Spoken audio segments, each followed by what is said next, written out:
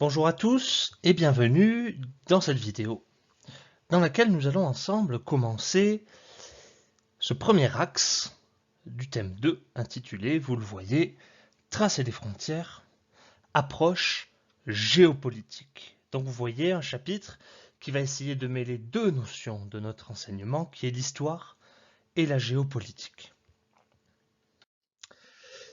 Alors comme nous avons pu le voir dans le chapitre introductif, et ça va être mon introduction ici, rappelez-vous, la frontière naturelle, elle n'existe pas.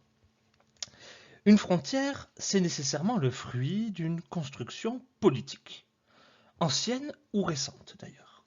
Une frontière, c'est le fruit d'un rapport de force qui s'est résolu de façon négociée ou de façon conflictuelle.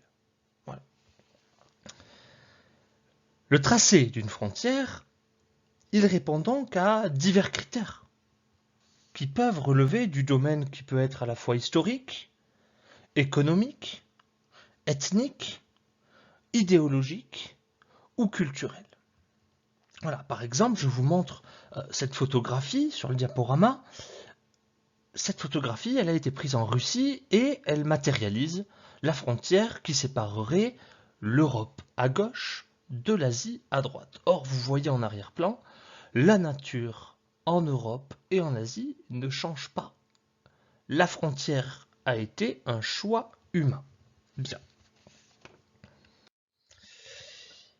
Alors prenons deux exemples qui sont tout de même révélateurs de ce que je viens de vous dire. Le premier exemple, c'est celui de la frontière franco-allemande, en Alsace et dans une grande partie de la Lorraine qu'on appelle la Moselle. La délimitation de cette frontière, regardez-le, dans la légende de la carte que je vous montre, il est le résultat de plusieurs conflits que vous connaissez. Le premier conflit, c'est la guerre franco-prussienne de 1870, dans laquelle la France perd l'Alsace et la Moselle, qui devient un territoire allemand. Puis la France récupère ce territoire en 1918 à la fin de la Première Guerre mondiale. À la fin de la Première Guerre mondiale, l'Allemagne perd la guerre et elle doit, suite au fameux traité de Versailles en janvier 1919, remettre cette région, l'Alsace et la Moselle, à la République française. Hein, dont on voit l'illustration à droite, qui est la une du petit journal. Donc vous voyez qu'à travers cet exemple, une frontière peut être le résultat d'un rapport de force qui est ici historique. Voilà, la frontière actuelle entre la France et l'Allemagne, elle est le résultat d'un rapport de force historique. Le deuxième exemple sur lequel j'aimerais insister, c'est celui de la frontière entre la Corée du Nord et la Corée du Sud, sur lequel je ne vais pas m'attarder, puisque nous allons aborder tout un objet d'étude sur la question de la frontière coréenne. Cette frontière entre la Corée du Nord et la Corée du Sud, elle est une frontière historique également, hein, puisque depuis la fin de la guerre de Corée en 1953, elle marque la séparation entre deux États, la Corée du Nord et la Corée du Sud. Mais la matérialisation de cette frontière, elle relève également du domaine idéologique, entre un État qui serait communiste au nord et libéral, je dirais, capitaliste au sud. Alors nous l'avons compris, la frontière délimite un territoire et elle sépare des populations. Comme vous le voyez sur la photo de gauche, qui est la frontière entre les États-Unis et le Mexique, une frontière a pour objectif d'éviter l'afflux massif de population. Mais une même frontière peut être également une zone privilégiée d'échange et de contact. Hein, la photo de droite est la frontière entre les États-Unis et le Mexique, et on voit que c'est une zone d'échange dans laquelle des populations circulent. Ces territoires deviennent parfois même des zones de coopération très importantes. Alors problématique. Dans quelle mesure la définition des frontières entre États est-elle un enjeu géopolitique majeur? Pour répondre à cette question, nous travaillerons ensemble sur 3 objets d'étude. Le premier portera sur les frontières de l'Empire romain, et plus particulièrement sur le limes rhénan. Nous allons aborder ce qu'est le limes. Le deuxième objet d'étude portera sur les frontières de l'Afrique au XIXe siècle, soit en pleine période coloniale. Et enfin, le troisième objet d'étude portera sur les frontières pendant la guerre froide, dans lequel nous parlerons surtout de la frontière coréenne. Alors commençons par ce premier objet d'étude. Grand 1, les frontières de l'Empire romain au 1er et 2e siècle après Jésus-Christ. Il nous faudrait commencer dans un premier temps par présenter cet empire romain. Voilà. Dans quelle situation, quelle est son étendue géographique au 1er et au 2e siècle après Jésus-Christ. Donc grand A, un empire en expansion. Voici, pour commencer, une carte de l'étendue géographique de l'Empire romain. Comme vous pouvez le constater, c'est un empire qui est immense et qui s'étend sur 3 continents, l'Afrique, l'Asie et l'Europe. Et c'est dans ce dernier qu'on y trouve la capitale qui est Rome. Alors, premier point, avons-nous affaire à un empire sans fin? Vous allez comprendre cette question. L'Empire romain est une civilisation qui se prétend universelle. D'ailleurs, les historiens actuels parlent souvent de ce qu'on appelle le monde romain, pour qualifier l'Empire. Bien sûr, cela ne signifie pas qu'il contrôle le monde entier. Mais cela signifie qu'en théorie, les seules limites de leur empire devraient être, à terme, le monde connu. Les Romains avaient l'intention d'assurer une hégémonie sur le monde qu'ils connaissaient, le monde entier. Pour ces Romains, Rome, l'Italie, mais aussi la mer Méditerranée, qu'ils appelaient la Mare Nostrum, sont les centres d'un empire, dont les périphéries s'étendent dans toutes les directions, comme vous le voyez sur la carte. Elles s'étendent sur toutes les directions à mesure, bien sûr, de la réalisation des conquêtes que les Romains réalisaient.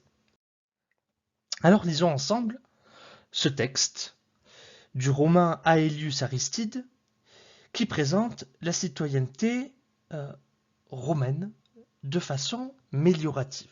Je lis le document. Mais voici ce qui de beaucoup, entre toutes choses, mérite le plus d'être vu et admiré. C'est ce qui concerne le droit de cité.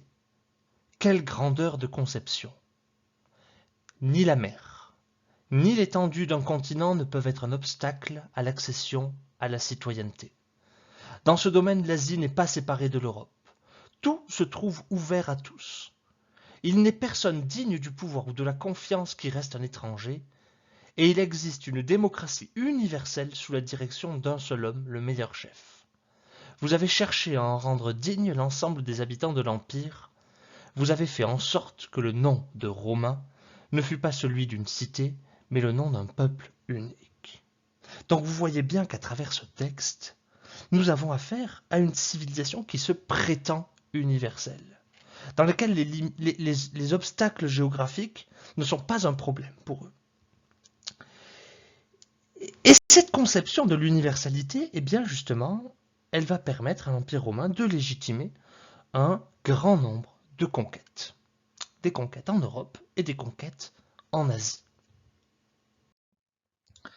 L'empereur romain, qui va bien sûr le plus réaliser de conquêtes au cours des siècles, c'est Auguste. Auguste qui a vécu de 27 avant Jésus-Christ à 14 après Jésus-Christ, va faire de son empire un véritable territoire immense. Il va étendre son empire au nom de la pacification, au nom de la paix. Il parle d'ailleurs très souvent dans ses discours de la paix romaine, de la pax romana. Alors il nous faut définir ce mot de paix romaine. Alors c'est une expression paix romaine qui est aujourd'hui souvent utilisée dans le langage courant. Mais en réalité elle est mal comprise. La paix romaine ne désigne pas l'absence de guerre, elle ne désigne pas l'absence de conquête, mais elle désigne, je le lis, la paix apportée par la domination de Rome aux provinces. La propagande impériale ne cesse d'exalter cette paix romaine pour favoriser la conquête de nouveaux territoires et la soumission des peuples à Rome. Voilà. La paix romaine, ce sont des conquêtes de territoires, ce sont des guerres qui justifient une paix intérieure. Voilà. Jusqu'au IIe siècle, cette expansion reste continue, et elle va se terminer sous le règne de Trajan, en 98 et 117, après Jésus-Christ, qui parvient à conquérir le territoire de la Dacie, qui est sur la carte, au nord du Danube. Alors avant de passer au deuxième point, il est important de comprendre que l'Empire romain ne se pensait pas comme un ensemble fini, doté de frontières stables et fixes. Non. L'Empire romain n'est pas un État moderne comme le sont les États actuels du XXIe siècle. Voilà, c'était un État qui se pensait universel, aux frontières totalement mouvantes. Cependant, et c'est le deuxième point, cet empire romain connaît toutefois un certain nombre de revers, de défaites militaires qui font que son expansion va assez rapidement se limiter.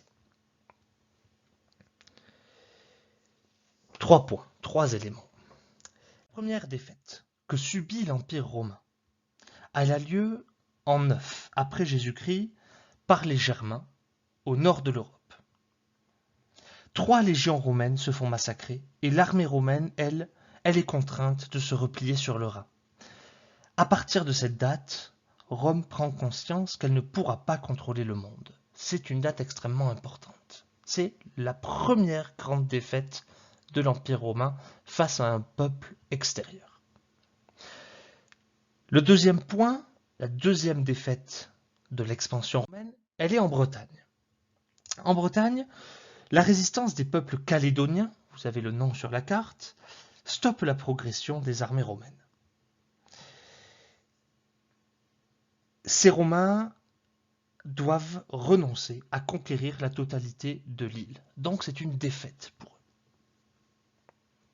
Et ils vont être obligés, comme je vous le montre, de construire un mur, qui est l'un des vestiges archéologiques les plus saisissants de cet empire romain. Et enfin, dernier point, ce sont les Parthes en Orient. Rome va se heurter à cet empire immense, lui aussi, qui s'étend jusqu'en Inde, et toutes les conquêtes qui vont être réalisées dans la Mésopotamie actuelle ne tiendront jamais très longtemps, ne seront jamais durables. Ayant pris conscience de ses limites territoriales, l'Empire va donc changer de stratégie, changer de conception. Et il va s'engager dans la mise en place, cette fois-ci, de véritables frontières. Et ces frontières s'appellent le limes. Grand B, le limes, une frontière mouvante. Premier point, le limes n'est pas une frontière, au sens actuel. Il nous faut revenir sur ce terme de limes. À l'origine, ce terme désigne tout simplement un chemin, puis rapidement une route à usage militaire. Et ce n'est que quand même plus tard, fin du 1er siècle, début du 2e siècle, que le mot va prendre le sens de limite, de séparation. Il vous faut donc bien avoir en tête qu'au départ, l'Empire romain a su faire preuve d'une approche très souple de ce qui apparaît comme des limites mouvantes, susceptibles de changer au fil des conquêtes.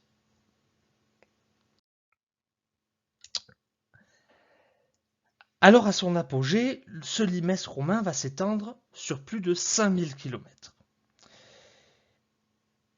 C'est énorme, 5000 km. Ce limès va être occupé et défendu par des légions, par des armées romaines, dans des points stratégiques, qui sont surtout au nord de l'Europe et à l'est de l'Asie.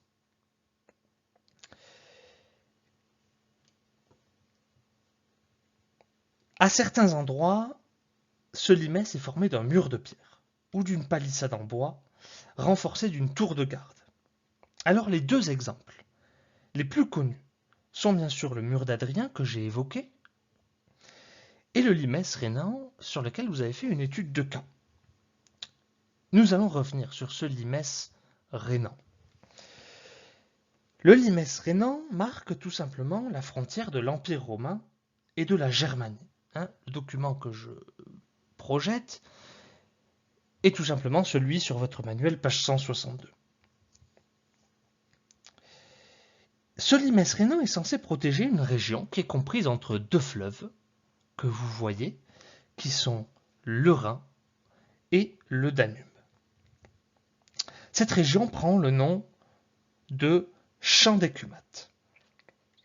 C'est une frontière militaire de 550 km tout de même, et qui est encore visible encore aujourd'hui sur environ un tiers de sa longueur. Il formait un véritable système défensif, protégé par de nombreux soldats, on compte environ 150 000 légionnaires tout de même, mais aussi par une longue palissade, que vous voyez ici sur la photo, suivie de fossés et de nombreuses tours de guet. On en comptait environ 900. Aujourd'hui, les vestiges de cette ligne défensive sont inscrites au patrimoine mondial de l'UNESCO depuis 2005. C'était donc un limès défensif. Je vais justement vous lire ce texte de Tacite qui montre le but de la construction de ce limès qui est défensif. Lecture. Cependant, César charge son lieutenant Silius de faire avec une troupe légère une incursion chez les Chattes. Lui-même, informé qu'un fort établi sur la Lippe était assiégé, y mena 6 légions. Mais Silius, gêné par les pluies soudaines, ne put qu'enlever un maigre butin et de son côté, César vit les assiégeants refuser le combat. Ils s'étaient dispersés à la nouvelle de son approche, cependant ils avaient eu le temps de démolir le tombeau élevé récemment aux légions de Varus et l'ancien autel consacré à Drusus. Germanicus releva l'autel et en l'honneur de son père, il défila devant avec ses légions. Quant au tombeau, il ne crut pas devoir le rétablir. Tout le pays, entre le fort Aliso et le Rhin, fut mis en état de défense au moyen de retranchements et de chaussées. Donc vous voyez à travers ce texte, Germanicus, qui est un général romain, décide de mettre en défense ce territoire contre les nombreux peuples germaniques qui opèrent des razzias, des escarmouches dans cette région-là. Donc une fonction défensive qui est importante. Mais les études les plus récentes ont essayé de porter un autre regard sur cette délimitation. Je vais vous lire ce deuxième texte qui a été écrit par un historien, Yvan Thébert, sur la frontière terrestre de Germanie. À propos du limès. Reflet de réalité d'ordre socio-économique, il ne peut s'agir d'une ligne marquant le passage brusque d'une réalité à une autre, radicalement différente. Il ne peut s'agir non plus d'installations à but essentiellement militaire. Il eût été totalement impossible aux armées romaines de rendre imperméables ces milliers de kilomètres, ou même simplement d'envisager la chose. Il faut donc prendre avec la plus extrême prudence les textes antiques assimilant le limès à une coupure. L'archéologie démontre, au contraire, la présence à proximité immédiate des installations qui marquent la frontière, de populations, parfois installées par les autorités romaines elles-mêmes, et qui entretiennent avec ces dernières des rapports de nature diverses. Le limès, même lorsqu'il prend la forme d'installations linéaires, n'a pas pour but de séparer, de faire barrage, mais de contrôler, réguler les déplacements et les échanges. C'est un secteur vivant, non une zone morte, stérilisée par les préoccupations militaires.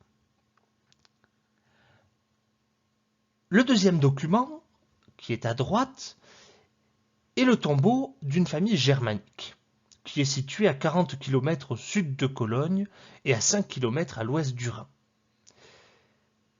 Sauf que regardez, cette famille germanique est totalement habillée et vêtue de vêtements à la romaine.